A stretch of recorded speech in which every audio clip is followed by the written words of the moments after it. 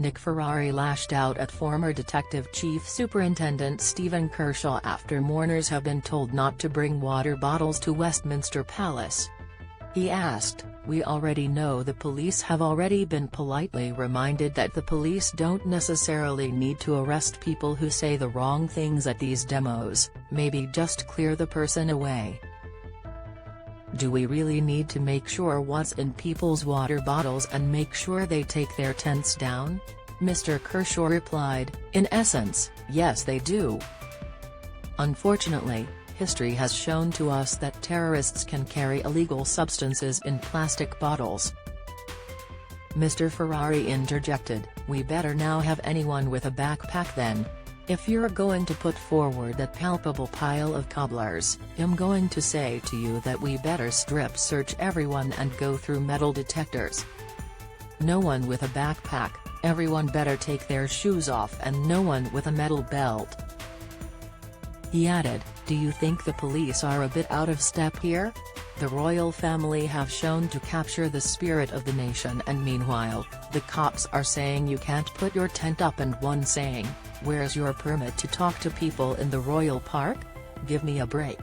Read more. Sophie Wessex expected to become the new Duchess of Edinburgh. Nick Ferrari slammed the former police chief for the strict rules Brits have to follow. Image, LBC, the King and his sons will walk behind the Queen's coffin as she leaves Buckingham Palace. Image, Getty, the King and his sons will walk behind the Queen's coffin as she leaves Buckingham Palace for the final time ahead of her lying in state.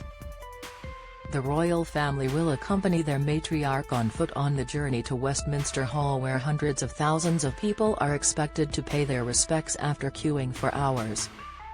Charles, the Prince of Wales, and Duke of Sussex, along with the Duke of York, the Princess Royal, and the Earl of Wessex, will form part of the procession on Wednesday afternoon. And son Peter Phillips and her husband Vice Admiral Sir Tim Lawrence will also walk behind the procession, as well as the Duke of Gloucester and the Earl of Snowdon. The Queen Consort, the Princess of Wales, the Countess of Wessex, and the Duchess of Sussex will travel by car. The procession will leave the palace at 2:22 p.m. and is expected to arrive at Westminster Hall at 3 p.m. A service lasting around 20 minutes will be led by the Archbishop of Canterbury, accompanied by the Dean of Westminster. Mourners have already joined the queue to attend the Queen's lying in state, which begins at 5 p.m. and continuing until 6:30 a.m. on Monday, September 19, the day of the Queen's funeral.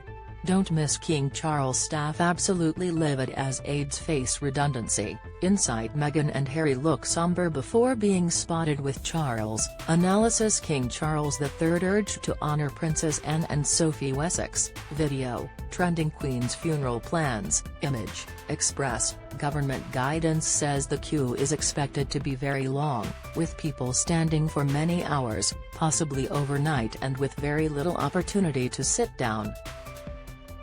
There were emotional scenes on Tuesday evening when the late Queen was brought back to London by plane and taken to Buckingham Palace for the final time.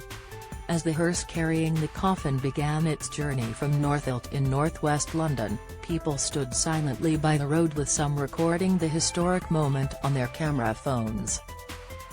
The Queen's grandchildren were among members of the royal family paying their respects to the late monarch by witnessing her coffin's arrival at the palace.